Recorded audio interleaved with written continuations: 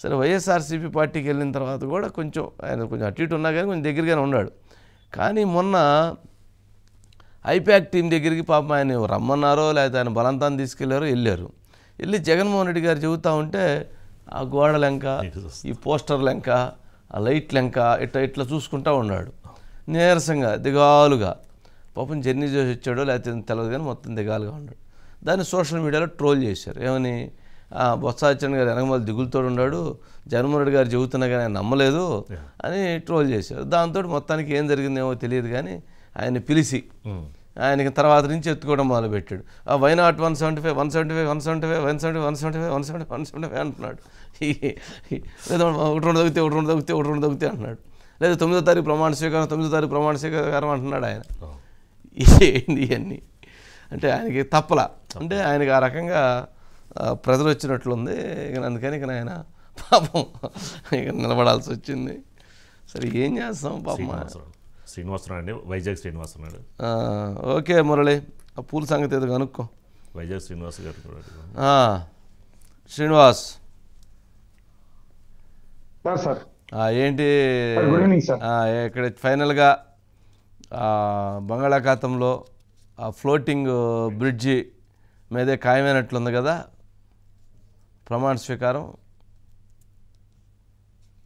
అంటే ఈ ప్రాంత వాసులు 34 సీట్లే కాదు సార్, విశాఖ వాసులు కూడా దాన్ని ఎవరు స్వాగతించరు, ఇక్కడ ప్రమాణ స్వీకారానికి అవకాశం కల్పించరు అనేది ఇక్కడ నడుస్తున్న టాక్ సార్.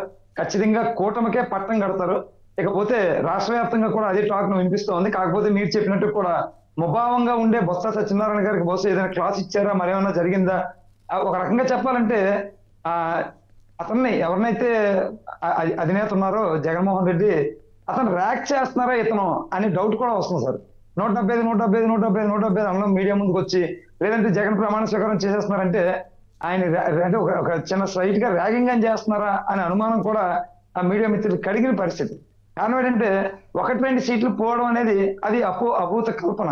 కారణం ఏంటంటే గతం వేరు, 2019లో ఒక్క ఛాన్స్ వేరు. ఈ రోజు ప్రభుత్వ వ్యతిరేకత ఉంది, అన్ని వర్గాలు వ్యతిరేకిస్తున్నారు, ప్రభుత్వ ఉద్యోగులు వ్యతిరేకిస్తున్నారు. అత్యధిక శాతం నమోదైంది ఓటింగ్ అంటే దాని రీజన్ ఏంటంటే ఖచ్చితంగా ప్రభుత్వ వ్యతిరేకత. ప్రభుత్వం మీద కోపం ఉన్నప్పుడే ప్రజలు అంత చదువు దూరాల నుంచి వచ్చి పెంచుతారు. దానికి కారణం లాస్ట్ టైం కూడా 79% వచ్చింది, 79.16 ఏదో వచ్చింది. ఎందుకు వచ్చింది? అప్పటికున్న చంద్రబాబు మీద వ్యతిరేకత ఒక్క అవకాశం ఇద్దాం ఉద్దేశంతో పెంచారు. దాన్ని మరింత ఇప్పుడు 81.86 పోస్టల్ బ్యాలెట్ కలిపితే అది మరింత దారుణంగా పెంచారంటే ఈ గవర్నమెంట్ ని మరింత వాళ్ళు ఇష్టపడట్లేదనేది, ప్రజలు ఇష్టపడట్లేదని వ్యక్తం అవుతా ఉంది. ఎప్పుడైతే అలాగే పోస్టల్ బ్యాలెట్ 75 నుంచి 85% కూటమికే ఫేవర్ జరిగిందని టాక్ నడుస్తూ ఉంది. అలా టాక్ ను మనం నిజం ఎందుకు అనుకోవాలంటే కొంచెం ముందుకెళ్తే ఎమ్మెల్సీ ఎన్నికలు. సరే ఓకే, ఇప్పుడు ప్రమాణ స్వీకారానికి సంబంధించి ఒక పోస్టర్ రిలీజ్ చేశారు. విశాఖ అంతా ఇటువైపు ఉంది, జగన్మోహన్ రెడ్డి గారు బంగాళాఖాతంలో అక్కడ ఉండి నమస్కారం పెట్టినట్టుగా అభివాదం చేస్తున్నట్టుగా ఉంది ఆ పోస్టర్. అంటే మనం నేను చెప్పినట్టుగా ఫ్లోటింగ్ బ్రిడ్జిలో చేస్తే బాగుంటుంది, వెరైటీగా ఇన్నోవేషన్గా అనుకున్నాం కదా. అక్కడ మరి ఆ ఇన్నోవేషన్ కోసం అక్కడే ప్లాన్ చేసినట్టున్నారు. ఆ పోస్టర్ అలా డిజైన్ చేశారు. పాపం ఎవరు చేశారో కానీ మరి వాళ్ళ ఆలోచన కూడా అక్కడే చేస్తే బాగుంటుందని అనుకున్నట్టున్నారు. మరి లాస్ట్ టైం జగన్మోహన్ రెడ్డి గారి ప్రమాణ స్వీకారానికి స్టాలిన్ వచ్చినట్టున్నారు, కేసీఆర్ గారు వచ్చారు, అట్లాగే ఇంకెవరో ఒకరిద్దరు వచ్చినట్లున్నారు జగన్మోహన్ రెడ్డి గారి ప్రమాణ స్వీకారానికి. మరి ఈసారి కూడా మరి కేసీఆర్ గారిని పిలుస్తారా లేకపోతే రేవంత్ రెడ్డి గారిని పిలుస్తారా జగన్మోహన్ రెడ్డి గారు 9వ తారీఖు ప్రమాణ స్వీకారానికి? అంటే ప్రమాణ స్వీకారం వేసేసారు కదా, పోస్టర్ వేసారు, 9 వేసారు, ప్లేస్ వెన్యూ చేశారు, క్యాబినెట్ రెడీ అవుతుంది చేస్తున్నాం అంటున్నారు. మరి అట్లాగే ఇవి కూడా రెడీ చేయాలి కదా. ఏంటి గెస్టులను ఎవరెవరిని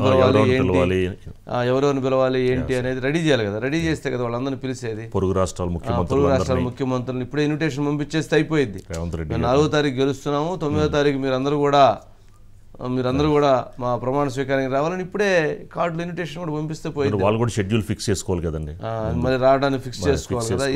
శ్రీనివాస్ అట్లా పిలవచ్చు అంటావా, ఏమన్నా ఇబ్బంది ఉందంటావా? అంటే ఏం లేదు సార్, మేము గెలుస్తాం అనేది కాన్ఫిడెన్స్, మేము మాత్రమే గెలుస్తాం అనేది ఓవర్ కాన్ఫిడెన్స్. ఆల్రెడీ ఈవీఎంలో పొందుపరచబడిన రిజల్ట్ అఫ్ కోర్స్ మళ్ళీ ఈ రోజు పోస్టర్లు వేసేసి 9వ తారీఖు ప్రమాణ స్వీకారాన్ని అనౌన్స్ చేసి అలాగే మీరు చెప్పిన అతిథులను పిలిచేసి ఇదంతా ఓవర్ కాన్ఫిడెన్స్ అవుతుంది సార్. ఓకే, ఎవరు అంటే అందులో ఈవీఎంలో ఉన్నాయి కాబట్టి వాళ్ళు గెలుస్తారా వీళ్ళు గెలుస్తారా కొంత టాక్ నడుస్తా ఉంది, కూటమికి ఫేవర్ ఉందన్నది ఓకే, వాళ్ళు గెలవచ్చు, అది పక్కన పెడదాం. కానీ ఈ ఓవర్ కాన్ఫిడెన్స్ ఏదైతే ఉందో, ఈ 175 కానీ ఒకటి రెండు తగ్గుతాయడం కానీ, లేదంటే ఈ పోస్టులు వేసేయడం కానీ, జగన్మోహన్ రెడ్డి ఇక్కడే ప్రమాణ స్వీకారం చేస్తే 9వ తారీఖు డేటు ప్లేస్ ఫిక్స్ చేయడం కానీ, ఇవన్నీ కూడా హాస్యాస్పదంగాను, నెటిజన్లు కించపరిచే విధంగాను, సోషల్ మీడియాలో ట్రోల్ చేసే విధంగాను తయారవుతుంది తప్ప వాస్తవికతకు దూరంగా ఉంది సార్. వాస్తవికతకు దగ్గరగా లేదు. మీడియా సమావేశం పెట్టి కూడా మీడియా వాళ్ళతో కూడా 175కి ఎందుకు రాదు, ఒకటో రెండు తగ్గితే తప్ప అని చెప్పడం, ఇదంతా కూడా కొంత మీడియా వాళ్ళు కూడా బయటకు వచ్చిన తర్వాత మాట్లాడుకున్న సందర్భం ఉంది సార్.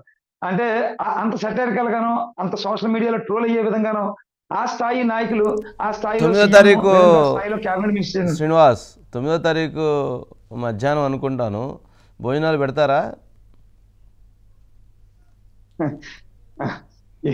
అంటే ప్రమాణ స్వీకారం అంటూ జరిగితే అది క్వశ్చన్ మార్క్ కదా సార్. అక్కడే క్వశ్చన్ మార్క్ ఉంది. ఇంకా భోజనాల దాకా వెళ్ళే పరిస్థితి కానీ ఆ కార్యకర్తలు కానీ ఇక్కడే వాళ్ళంతా కూడా సార్ మేము గెలుస్తామా, మా పరిస్థితి ఎలా ఉంది, నెక్ టు నెక్ వస్తుందా, మా ఎమ్మెల్యే గెలుస్తాడా, సెకండ్ క్యాడర్ కానీ కింద క్యాడర్ కానీ ప్రెజెంట్ టాక్స్ నడుస్తున్నాయి సార్.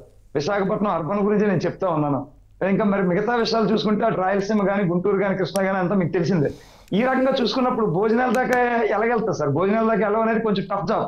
అంటే ప్రమాణ స్వీకారానికి డేట్ ఫిక్స్ చేశారు, ముహూర్తం ఫిక్స్ చేశారు, స్థలం కోసం పరిశీలన జరుగుతూ ఉంది, పోస్టర్స్ రిలీజ్ చేశారు.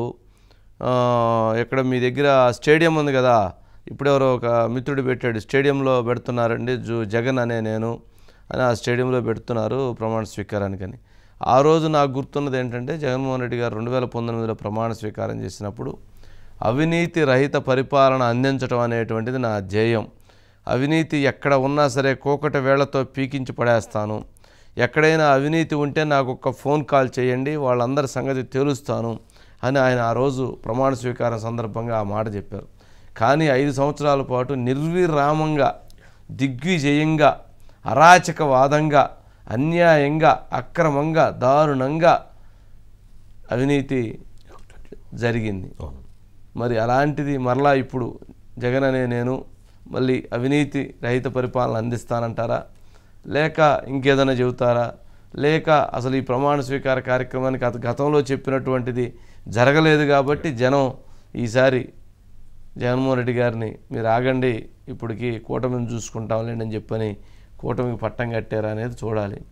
మొత్తానికైతే ఒక పని చేసి ఉండాల్సింది రాజుగారు.